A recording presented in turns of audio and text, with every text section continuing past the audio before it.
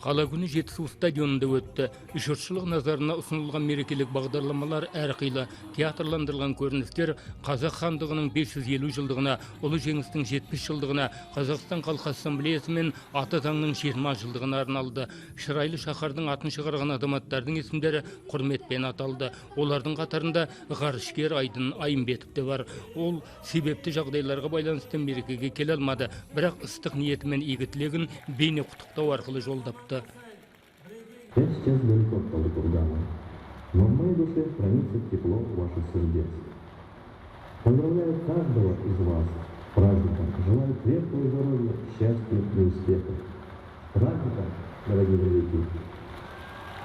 Бұдан 14 жыл бұрын елбасының жарлығымен Талдықорған қаласына Алматы облысының орталығы деген мәртебе берілді. Іле-шала қала тіршілігінің тынысы кеңейіп, ондаған кәсіпорын ашылды. Қазір қалада 165 мың адам тұрады. Талдықорған қаласы жылдан жылға өркендеп жатыр. Салынып жатқан жақсы мықты ғимараттар бар. Жастарға салынып жатырған алтыншы ықшам ауданы салынды. Енді тағы жалғасын тауып жатқан 7-ші ықшам ауданы бар.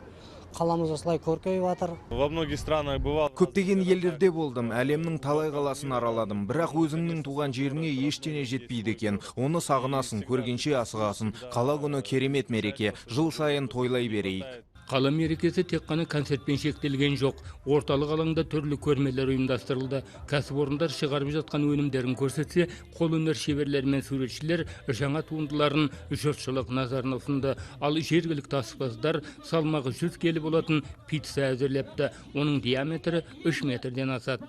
Тілеуғабыл Мыңжасар Қуаныш Түргенбаев.